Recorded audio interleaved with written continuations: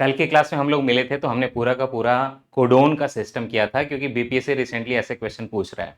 तो चाहे आप 72nd बीपीएससी देने जा रहे हो या फिर आप यूपीपीएससी देने जा रहे हो इस साल का, तो साइंस का लेवल जो है कहीं ना कहीं बढ़ता जा रहा है। अब इसके लिए लोग कई बार एनसीईआरटी पढ़ने की बात कर रहे हैं, लेकिन जब तक आपको वो लेक्चर नहीं दिए जाएंगे, कॉन्सेप्ट नहीं दिए जाएंगे, तो एनसीईआरटी सीधे समझ में नहीं आती है। ऑब्वियसली वो 11th-12th क्लास के लेवल का, अगर आप पूरा समझ जाएंगे तो आप नीट एग्जाम में बैठ के एमबीबीएस भी कर सकते हो, उतने की जरूरत नहीं है। तो कल का मैंने लेक्चर लिया था तो मैंने आपको पूरे कोडोन पढ़ाए थे और बोला था कि आगे का मैं कंटिन्यू करूंगा। तो आज हम लोग एमिनो एसिड का टॉपिक करेंगे और साथ ही साथ पूरा का पूरा डीएनए आरएनए का स्ट्रक्चर कैसे बनता है, डबल हेलिक्स वगैरह, काफी इंपॉर्टेंट है स्टेट पीएससी के लिए, उसको भी कवर करेंगे। दैट मीन्स लास्ट टाइम हमने कोडोन किया था, अब कोडोन बनाने के पीछे जो है कहीं ना कहीं नाइट्रोजन बेसिस यूज होते हैं, तो ये मुझे पढ़ाना पड़ेगा। और जब कोडोन बनता है तो एमिनो एसिड बनाता है वो। ये दोनों टॉपिक, दैट मीन्स कि बैकवर्ड टॉपिक हो गया nitrogen bases and forward topic हो गया एमिनो एसिड, दोनों कवर करेंगे। इसी साल ऑडिटर के एग्जामिनेशन में पूछा है कि इसमें से कौन सा एमिनो एसिड एसिडिक है या बेसिक है, आपने देखा होगा। तो चलिए, इसके अलावा हमारे करंट अफेयर के लेक्चर भी आ रहे हैं, आपको पता होगा। लेक्चर्स कंप्लीटली फ्री हैं, नोट्स हमारे प्रोग्राम में है। 350 पेजेस में 5 मैगजीन के बराबर का कंटेंट कंप्लीट कॉन्सेप्ट के साथ आपको रटना नहीं पड़ेगा, सारी चीजों को आप समझेंगे। जून 2025 से लेके मई 2025 12 महीने का मैंने ऑलरेडी पूरा पूरा मैगजीन दे दिया। और मजेदार बात यह है कि आपका भले एग्जाम पोस्टपोन हो गया हो, लेकिन हम उसके हिसाब से भी एग्जाम तक आपको करंट अफेयर देते रहेंगे। तो संगम प्रोग्राम आप आईएएस कॉरिडोर के ऐप से ज्वाइन कर लीजिएगा। अब विदाउट वेस्टिंग एनी टाइम हम लोग स्टार्ट करते हैं पूरे मुद्दे को। आपको बिल्कुल डरना नहीं है, मैं इसको देख के शॉर्ट में आराम से चीजों को आप समझ लीजिएगा। चलिए, कहानी किसी को शुरू करने के पहले हमें उसके किरदार को समझना पड़ता है। तो ये ना जो मैंने चीजें लिखी हैं यहाँ पे 4-5, ये आज हमारे किरदार हैं। इमेज पे मत देखिएगा, जो मैं बोलूंगा वही समझिएगा। पहले सबसे पहले बात करेंगे हम लोग नाइट्रोजनस बेसेस की। बट जैसे मैं बेस बोलूं ना, तो आपके दिमाग में बेस एसिड ऐसा कुछ नहीं घुसना चाहिए। सिंपली आप समझिए कि नाइट्रोजन का कुछ कंपाउंड टाइप का ये बोल रहा है अभी, बस इतने पर अटक जाइए, उसके ज्यादा मत सोचिए। तो नाइट्रोजन बेसिस की बात करेंगे। अब हमारे जेनेटिक सिस्टम में नाइट्रोजन बेसिस ना 2 टाइप के होते हैं। एक होता है प्यूरीन और एक होता है पायरिमिडीन। इनका नाम आप ऑलरेडी कल जानते थे लेक्चर में। आज क्लासिफाई कर दूं कि प्यूरीन जो होता है उसमें आता है एडेनिन एंड गुआनिन। तो समवेयर जब मैं आपको adenine, guanine, thymine, cytosine, uracil पढ़ा रहा था, मैं वही चीज पढ़ा रहा हूं। वो नाइट्रोजन बेसिस के ऊपर का क्लासिफिकेशन ये है कि नाइट्रोजन बेसिस 2 तरीके के होते हैं, प्यूरीन और एक होता है पायरिमिडीन।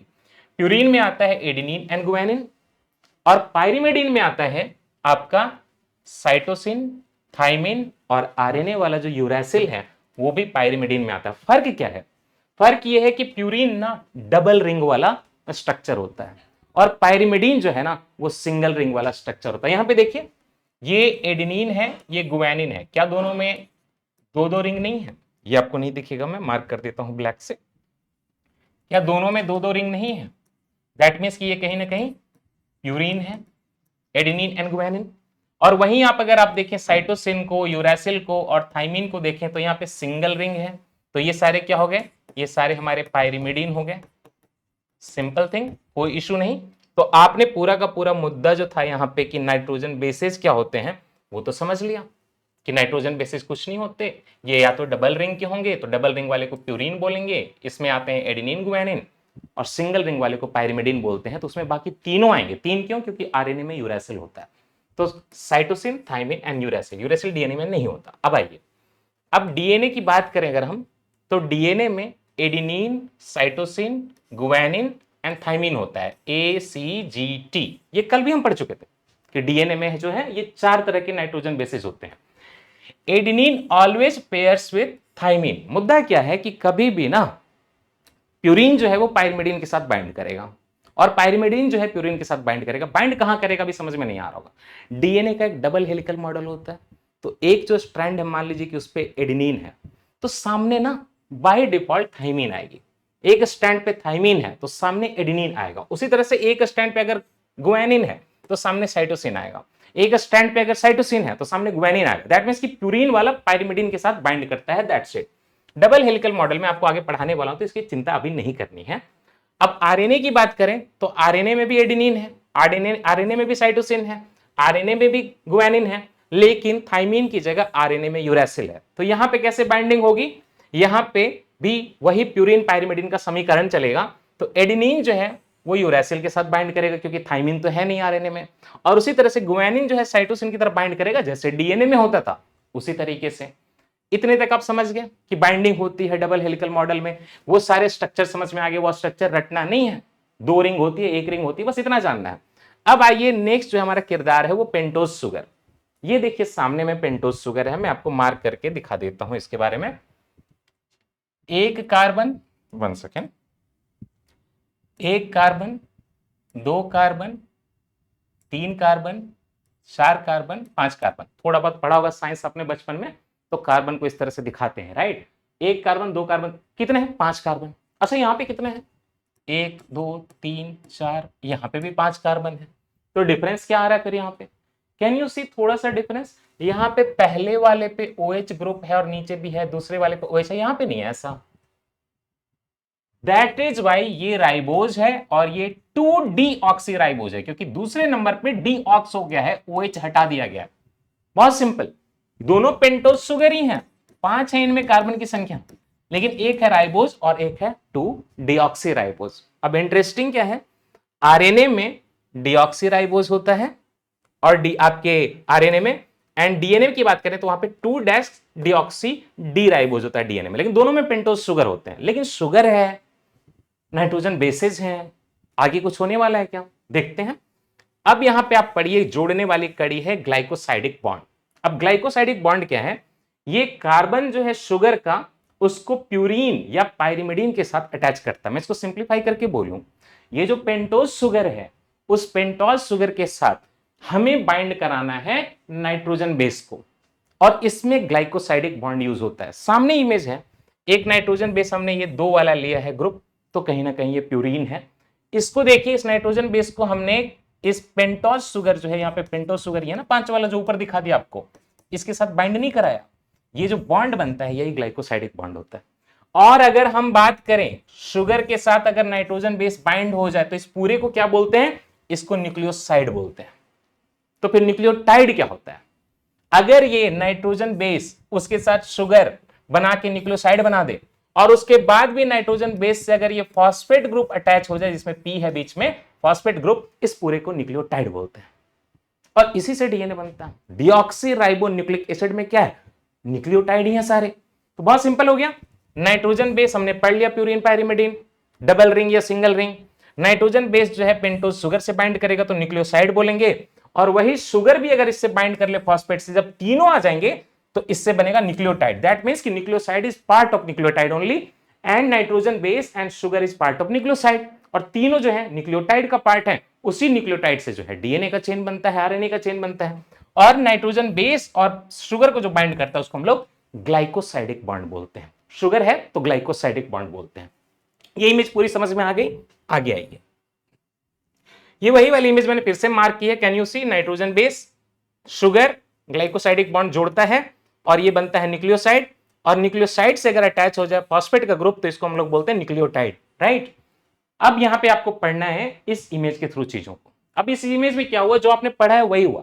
आपने नहीं देखा क्या कि शुगर से जो है, 1 मिनट, आपने नहीं देखा क्या कि शुगर से जो है फॉस्फेट बाइंड हुआ था? आपने कहीं ये भी देखा कि शुगर से जो है आपका नाइट्रोजन बेस बाइंड हुआ था? मैंने उसको थाइमिन लिख दिया है, अगले बार में एडेनिन लिख दूंगा, फिर साइटोसिन लिख दूंगा, फिर एडेनिन, फिर गुआनिन, कुछ भी लिख दूं। बट क्या फॉस्फेट ग्रुप के साथ शुगर बाइंड हुआ और उसके साथ जो है न्यूक्लिक एसिड बाइंड हुआ? हमने तो यही तो पढ़ा था। ये रहा आपका, कंफ्यूजन हो रहा होगा तो ये रहा आपका फॉस्फेट ग्रुप, उसके साथ शुगर बाइंड है, उसके साथ नाइट्रोजन बेस है। तो ये रहा फॉस्फेट ग्रुप, शुगर बाइंड है, नाइट्रोजन बेस बाइंड है, और ये पूरा का पूरा न्यूक्लियोटाइड है। बट ये एक चेन का न्यूक्लियोटाइड है ऐसे, और उसके सामने दूसरा चेन है, बस अगेन एडेनिन थाइमिन के साथ बाइंड करता है। बट मुद्दा ये है कि एडेनिन थाइमिन के साथ जब पेयरिंग करता है तो कैसे बाइंड करता है? वहां होता है हाइड्रोजन बॉन्ड। इंटरेस्टिंगली, जब भी एडेनिन थाइमिन के साथ बंधता है तो 2 हाइड्रोजन बॉन्ड होते हैं। जब थाइमिन, अगेन एडेनिन एक ही चीज है, सेम वाला हमने रिवर्स कर दिया, तो 2 हाइड्रोजन बॉन्ड होते हैं। लेकिन जब गुआनिन एंड साइटोसिन का अगर आप देखेंगे तो यहाँ पे 3 हाइड्रोजन बॉन्ड होते हैं। ये चीज थोड़ा याद रखिएगा, गुआनिन एंड साइटोसिन में 3 हाइड्रोजन बॉन्ड, एडेनिन थाइमिन में 2 हाइड्रोजन बॉन्ड। यहां तक क्लियर हो गया? अब ये है कि बीच में इस तरह से न्यूक्लियस, इनका न्यूक्लियोटाइड निकला होता है, मतलब नाइट्रोजन बेस निकला होता है, और वो हाइड्रोजन बॉन्ड से अंदर जो है इस तरह से रहते हैं, डबल हेलिकल बॉन्ड में अंदर घुसे हुए रहते हैं। यही जो है पूरा जेनेटिक कोड बनाता है, समझ गए? लेकिन ये बैकबोन में कैसे स्टेबल रहता है? मैंने बोला फॉस्फेट जुड़ा है शुगर से, लेकिन ये शुगर ना बहुत चालाक है, शुगर साइड से एक और फॉस्फेट के साथ जुड़ जाता है और इस तरह से ये जो बॉन्ड बनता है इसको हम लोग फॉस्फोडाइएस्टर बॉन्ड बोलते हैं। तो पूरे के पूरे डीएनए का डबल हेलिकल मॉडल में सिंगल चेन जो है उसका बैकबोन बनता है sugar phosphate backbone phosphodiester bond से, और बीच वाली चीज बनती है हाइड्रोजन बॉन्ड से, जो आप समझ गए। पूरा का पूरा ये मुद्दा रिजॉल्व हो गया। इसी को कई इमेज में आप ऐसा देखेंगे तो आज से आप मत घबराइएगा। फॉस्फोडाइएस्टर बॉन्ड बिटवीन न्यूक्लियोटाइड, यहाँ पे उसको एकदम प्लेन करके पट्टी की तरह दिखा देते हैं, लोग कंफ्यूज होते हैं क्या यही तो फॉस्फोडाइएस्टर बॉन्ड है, यही वाला तो है पूरा का पूरा, राइट। ये सिस्टम ये फॉस्फेट बैकबोन बना रहा है, बीच में हाइड्रोजन बॉन्ड है जहां पे नाइट्रोजन बेसिस अटैच्ड हैं, वीकली अटैच्ड होते हैं, हाइड्रोजन बॉन्ड वीक होता है, फॉस्फोडाइएस्टर बॉन्ड वगैरह जो है वो कोवेलेंट बॉन्ड है, काफी स्ट्रांग होता है। ये पूरा इमेज भी क्लियर हो गया। आगे आइए, अब आइए हमने क्या पढ़ा, न्यूक्लियोसाइड। अब तो याद हो गया होगा, नाइट्रोजन बेस और शुगर मिलके न्यूक्लियोसाइड बनाते हैं और उसमें अगर फॉस्फेट भी जुड़ जाए तो न्यूक्लियोटाइड बनाता है, जो कि फॉस्फेट कहीं ना कहीं फॉस्फोडाइएस्टर बॉन्ड से बैकबोन बनाता है।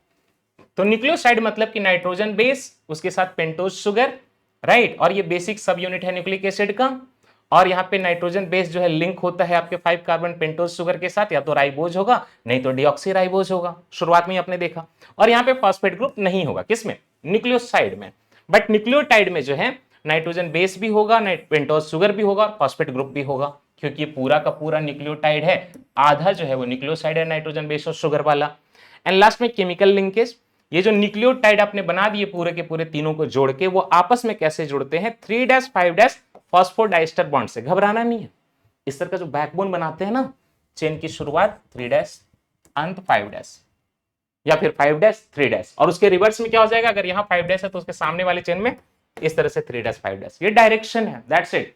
हाइड्रोजन बॉन्डेड बेस पेयर इधर और ये डायरेक्शन है बस। तो ये फॉस्फोडाइएस्टर बॉन्ड बैक में बन रहे हैं। याद रखिएगा फॉस्फोडाइएस्टर बॉन्ड जो इस तरह का बॉन्ड बनाते हैं तो ये पूरा का पूरा एरिया जो है ना वो हाइड्रोफिलिक बैकबोन बनता है न्यूक्लिक एसिड के लिए, पूरा का पूरा पीछे का area. Now come to the next slide. अब आइए, बहुत बार प्रीलिम्स में सिंपल क्वेश्चन भी पूछ देते हैं कि डीएनए का डबल हेलिकल मॉडल होता है, ये किसने बताया। एक्सरे के डिफ्रैक्शन का डेटा आया था और वो डेटा दिया था किसने, रोजलिंड फ्रैंकलिन ने और मॉरिस विल्किंस ने। तो एक्चुअली में बेचारों उन्होंने काम किया था। और कई बार ये भी पूछा है कि एक्सरे का डेटा किसने दिया था डीएनए का।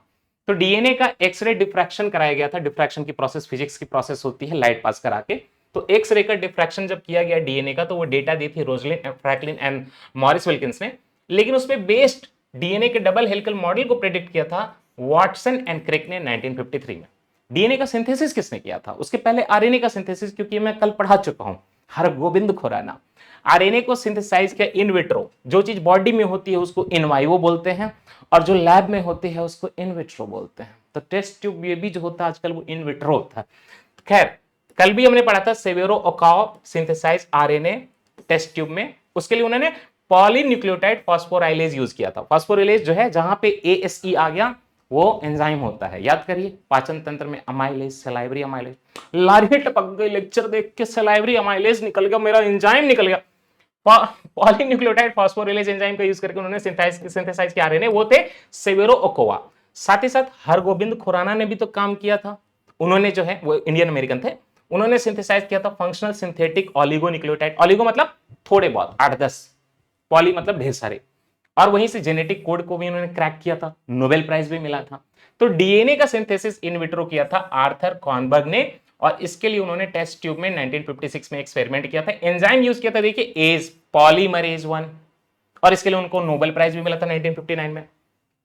पॉलीमरेज, डीएनए पॉलीमराइजेशन, एक को मल्टीपल बना देना। क्यों करते हैं, मल्टीपल बनाओगे तभी तो छोटे छोटे सैंपल, नाक का सैंपल लेते हैं, हल्का सा छींक और बताते हैं कोविड है, तो इसीलिए तो पीसीआर करते हैं, पॉलीमरेज चेन रिएक्शन, बड़ा बना देते हैं उसको। मैंने एक डॉट दिया सैंपल, उसको मल्टीप्लाई कर दिया। 1959 में इन्होंने नोबेल प्राइज भी ले लिया इसके लिए। अच्छा, एक ना चारगाफ्स रूल होता है। चारगाफ रूल में क्या है, चारा करना है नहीं, चरवाहा विद्यालय में मेरी पढ़ाई हुई है। लेकिन चारगाफ रूल ये कहता है कि अगर आप एक डीएनए का डबल हेलिक्स मॉडल ले लें तो रेशियो जो एडेनिन एंड थाइमिन का होगा, एडेनिन वर्सेस थाइमिन का जो रेशियो होगा, same ratio guanine and cytosine का होगा। और ये सही भी है, पायरिमिडिन प्यूरिन सबका जो है रेशियो मेंटेन रहना चाहिए। तो एडेनिन डिवाइडेड बाय थाइमिन का अगर आप रेशियो निकालोगे तो सेम रेशियो जो है गुआनिन एंड साइटोसिन की भी आएगी, ऐसा चारगाफ रूल बोलता है। दूसरी बात, हाइड्रोजन बॉन्ड, जब आपके थाइमिन की बात करें तो पेयर करता है एडेनिन के साथ 2 हाइड्रोजन बॉन्ड से, एंड गुआनिन और साइटोसिन आपस में जो है 3 हाइड्रोजन बॉन्ड बनाते हैं, ये भी हम पढ़ चुके हैं। एक इमेज मैंने यहां पे डाली है, मैं यहां से भी आपको समझा देता हूं। ये देखिए एक शुगर है, शुगर फॉस्फेट के साथ जुड़ रहा था, तो शुगर एंड फॉस्फेट के बीच में बताया है कि स्ट्रॉन्ग कोवेलेंट बॉन्ड होता है। उसी तरह से शुगर फॉस्फेट दूसरा जो है, क्योंकि एक शुगर जो है 2 फॉस्फेट के साथ बाइंड कर रहा था, याद करिएगा इस चीज को, वहीं से तो चेन बनेगा ना फिर। तो यहाँ पे जो है मोनोमर टुगेदर होल्ड होते हैं और यहाँ पे भी स्ट्रॉन्ग कोवेलेंट बॉन्ड होता है। अगर एक ये हम देखें तो एक ये डीएनए स्ट्रैंड है और सामने देखें तो हम एक डीएनए स्ट्रैंड है, डीएनए स्ट्रैंड 1 एंड 2, राइट। इनके बीच में नाइट्रोजन बेसेस के बीच में देखिए हाइड्रोजन बॉन्डिंग हो रही है, वो वीक इंटरमॉलिक्यूलर बॉन्ड है हाइड्रोजन बॉन्ड वाले, और बैकबोन में स्ट्रॉन्ग कोवेलेंट बॉन्ड है। तो लास्ट में जब आप इसको खोलेंगे तो कुछ ऐसा बन जाएगा, राइट। 5 डैश, सामने 3 डैश, नीचे 3 डैश, सामने 5 डैश। तो बैकबोन में है covalent bond phosphate and deoxyribose sugar, और नाइट्रोजन बेसेस जो है बीच में वो बना रहे हैं या तो डबल बॉन्ड नहीं तो ट्रिपल बॉन्ड, और वो हाइड्रोजन बॉन्ड्स हैं। क्लियर। अच्छा एक चीज यहीं पे बता दूं, जब लास्ट में आप स्ट्रक्चर देखेंगे तो कई जगह इस तरह का देखेंगे। डीएनए को जब आप डबल हेलिकल मॉडल बनाओगे, इस तरह से जब बनाओगे, तो ये इसकी एक चौड़ाई होगी, पूरा तो सिलेंडर नहीं होगा, हेलिक्स है, बट एक चौड़ाई होगी, जो गोलाई होगी उसकी जो विड्थ होगी वो कितनी होती है, 2 नैनोमीटर। 2 नैनोमीटर जो है डीएनए के डबल हेलिक्स की विड्थ होती है। दूसरा क्वेश्चन ये बनेगा, यहां से अगर मैं शुरू करूं और यहां तक जाऊं तो लेंथ क्या होगी। एक पूरा का पूरा ये एक डायरेक्शन में वेब बनाने में, एक हेलिक्स बनाने में कंप्लीटली टोटल 10 पेयर्स यूज करता है डीएनए, और एक से दूसरे, वही नाइट्रोजन की जो पेयरिंग हो रही थी, तो वो एक पेयर से दूसरे पेयर के बीच में जो डिस्टेंस है वो 0.34 नैनोमीटर है। सो आई कैन से कि एक हेलिक्स की जो लेंथ है इंटू 10, 3.4 नैनोमीटर। चौड़ाई कितनी, 2 नैनोमीटर। लंबाई कितनी, 3.4 नैनोमीटर। एक बेस से दूसरे बीच के बीच में डिस्टेंस कितनी, 0.34 नैनोमीटर। क्लियर। आगे बढ़िए, सारा जो है मुश्किल काम हो गया। अब सुनिए, पूरा का पूरा आपका डीएनए का concept clear. Now come to amino acid, जो कि कोडोन के बाद बनने वाले थे। तो एमिनो एसिड्स ऑर्गेनिक मोनोमर्स हैं और इससे पेप्टाइड बनते हैं, पेप्टाइड से प्रोटीन बनता है, पूरा बॉडी का बिल्डिंग ब्लॉक कहीं ना कहीं एमिनो एसिड है। हर एमिनो एसिड में एक ना सेंटर में कार्बन होता है जिसको हम लोग अल्फा कार्बन बोलते हैं, और उससे एक एमिनो ग्रुप जुड़ा होता है, NH ऐसे करके एमिनो ग्रुप, नाइट्रोजन का ग्रुप जुड़ा होता है। तो सेंटर में कार्बन होता है एमिनो एसिड में, उससे एक एमिनो ग्रुप जुड़ा होता है। उसके अलावा एक कार्बोक्सिलिक एसिड ग्रुप होता है जिसको COH आप बोलते हैं ऑर्गेनिक केमिस्ट्री में। एक हाइड्रोजन एटम होता है और साथ ही साथ एक वेरिएबल R ग्रुप होता है। R ग्रुप क्या है, alkyl group, CH3 R group है। देखिए कार्बन क्या है ना, 4 बॉन्ड बनाता है, तो जैसे आप CH3 दोगे ना तो कार्बन का एक बॉन्ड खुला रह जाएगा, तो कहीं पे भी आप इसको R बोल के जोड़ सकते हो। इथाइल C2H5, कहीं पे आप उसको जोड़ दो, इसको R बोलोगे, आप चाहो तो इसको OH के साथ जोड़ दो, C2H5OH, शराब बन जाएगी। खैर ethanol, ethanol. I now come to this, तो CH3 C2H5 कुछ भी जो होता है इसको R ग्रुप बोलते हैं। तो अब एक जो है एमिनो एसिड का तो स्ट्रक्चर ये है, लेकिन मैंने बोला कि मल्टीपल एमिनो एसिड मिलके जो है बनाते हैं क्या, पेप्टाइड, पेप्टाइड से प्रोटीन। तो ये मोनोमर जो है आपके एमिनो एसिड, वो पेप्टाइड कैसे बनाएंगे, वो पेप्टाइड बॉन्ड से पेप्टाइड बनाएंगे। इसके लिए जो एक एमिनो एसिड है अपना COH का ग्रुप का यूज करके, COOH कार्बोक्सिल ग्रुप का यूज करके, one amino acid and then अगला एमिनो एसिड का ग्रुप का यूज करके, मतलब एक जो है कार्बोक्सिल ग्रुप यूज करेगा, दूसरा एमिनो ग्रुप यूज करेगा, और इस तरह से पेप्टाइड बॉन्ड बनता है। एक वाटर मॉलिक्यूल इसमें खर्च होता है, रिलीज होता है, बाहर निकलता है और बॉन्ड जो है बन जाता है।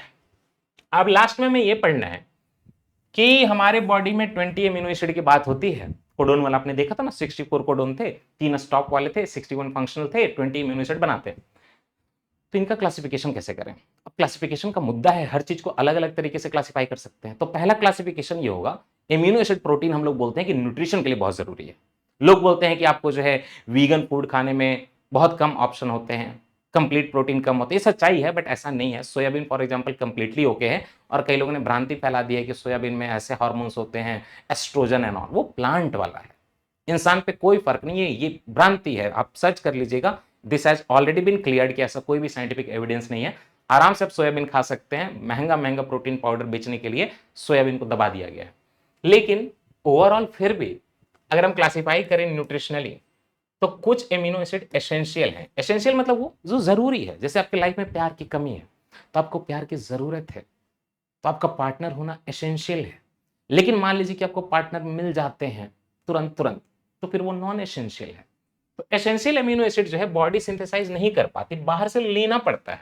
इसका ट्रिक है private Tim hall, Tim Cook है ना, उसका हॉल चलता है प्राइवेट में, private Tim hall, phenylalanine, valine, threonine, tryptophan, isoleucine, methionine, histidine, methionine तो हमने कल खूब पढ़ा है, आर्जिनिन लेक्चर देख लीजिए अगर नहीं देखा है तो, लाइसिन, ल्यूसिन, ये सारे याद रखिएगा। आर्जिनिन एंड हिस्टिडीन में थोड़ा सा प्रॉब्लम है क्योंकि सेमी एसेंशियल है, शुरुआती रैपिड ग्रोथ में चाहिए, बाद में बॉडी सिंथेसाइज कर लेती है। प्राइवेट टिम हॉल, ठीक है, पीवीटी टिम हॉल।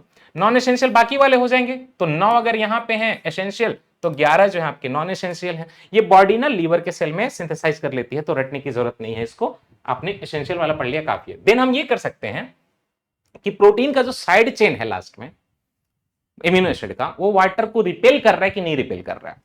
तो इस आधार पे हम लोग कह सकते हैं कि आर ग्रुप जो है वाटर को रिपेल कर रहा है कि नहीं कर रहा है, तो या तो नॉन पोलर होगा जिसको हम हाइड्रोफोबिक बोल सकते हैं, पानी को रिपेल करेगा, वाटर रिपेलिंग साइड चेन, और इसमें या तो वो एलिफेटिक हो सकता है, नहीं तो एरोमेटिक हो सकता है। ये ऑर्गेनिक केमिस्ट्री का टर्म है, समझने की जरूरत नहीं। इसका एग्जांपल है एलिफेटिक का ग्लाइसिन। ग्लाइसिन की खासियत यह है कि सिंपलेस्ट एमिनो एसिड है, ऑप्टिकली इनएक्टिव है, पोलर लाइट पास करेंगे तो कुछ नहीं होगा। एलानिन, वेलिन, ल्यूसीन, आइसोलिसिन, प्रोलिन, ये सारे जो हैं आपके aliphatic non polar hydrophobic amino acid है। एरोमेटिक की बात करें तो फिनाइल एलानाइन, ट्रिप्टोफैन, और ट्रिप्टोफैन बहुत इंपॉर्टेंट है क्योंकि हमारी बॉडी में विटामिन बी3 या नियासिन बनाने के लिए, प्लांट का हार्मोन ऑक्सिन बनाने के लिए, सेरोटोनिन बनाने के लिए जो कि एक न्यूरोट्रांसमीटर है, आपको ट्रिप्टोफैन चाहिए, बहुत इंपॉर्टेंट है ट्रिप्टोफैन, लेंगे तो खुश रहेंगे, समझ गए। दूसरा होता है पोलर या हाइड्रोफोबिक। देखिए चार्ज तो इसमें भी नहीं होता, बट इसका इंटरेक्शन जो है आर ग्रुप ना वाटर के साथ करता है। इसमें आएगा हाइड्रोक्सिल, आप जानते हैं ना अल्कोहल में भी हाइड्रोक्सिल होता है, तो उसमें अगर हाइड्रोक्सिल है तो हम सेरीन, थ्रियोनिन, टायरोसिन को यहां पे डालेंगे। टायरोसिन वही है जो मेलानिन पिगमेंट का शुरुआत करता है, थायरोक्सिन हार्मोन का शुरुआत करता है, टायरोसिन, और एड्रेनलिन भी बनाता है। एंड दूसरा होता है अमाइड कंटेनिंग वाला पोलर, इसमें एस्पेराजिन और ग्लूटामाइन होते हैं। ओके, नाउ एसिड और बेस के आधार पे यूपी अभी बीपीएससी ने क्वेश्चन पूछा था, तो ये भी देख लेते हैं।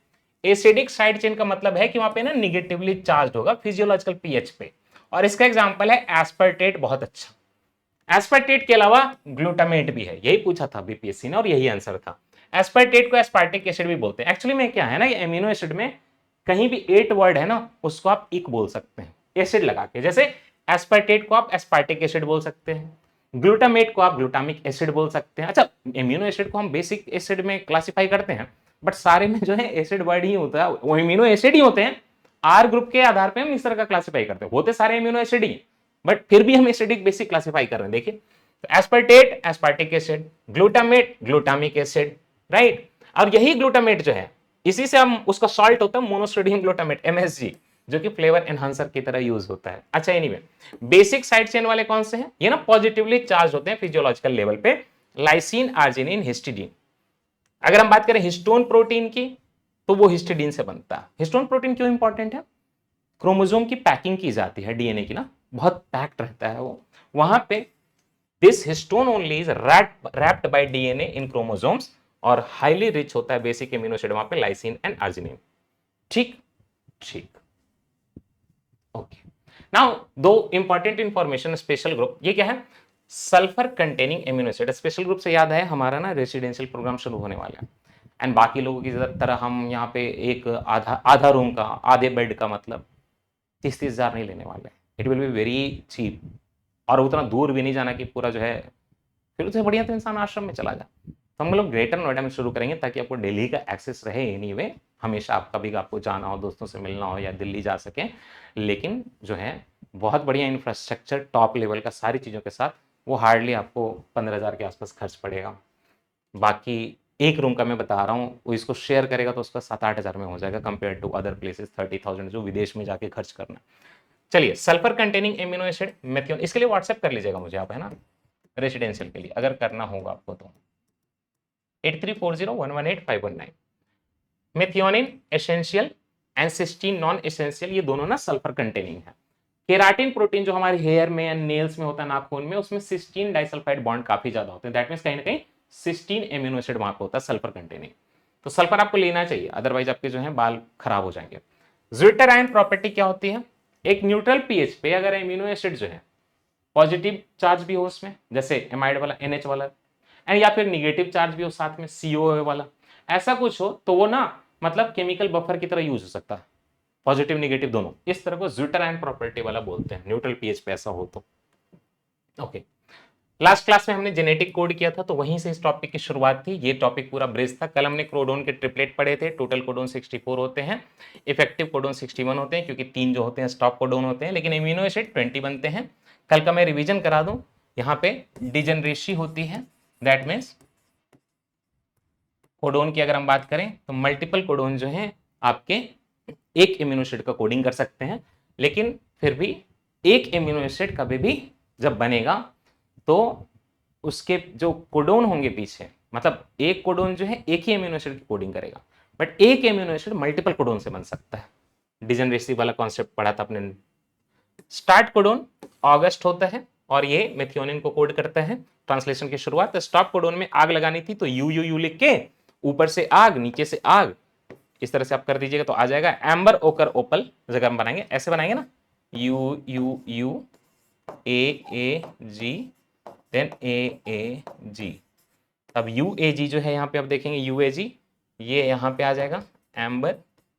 अगर हम बात करेंगे यू ए की तो ये आ जाएगा ऑकर, और लास्ट वाला जो है आपका ऑपल। ये सब हमने कल पढ़ रखा था। अब जब आप मेरे से नेक्स्ट क्लास में मिलेंगे तो हम लोग ना बहुत बीपीएससी क्वेश्चन पूछता है फोटोसिंथेसिस पे। लेक्चर में तो मैं तो सारा बहुत अच्छे से कवर कराया, C3 C4 crassulacean acid metabolism everything I have covered, लेकिन मैं फिर भी ये फोटोसिंथेसिस अलग से कवर करा दूंगा। तो कल आपको मिलता हूं। बाकी जो लोग संगम प्रोग्राम में अभी तक नहीं है, ये दोनों एग्जाम को वो एड्रेस करेगा। 1500 ही फीस है, ज्वाइन कर लीजिएगा। 300 के ऊपर लोग उसमें ऑलरेडी है। Thank you so much.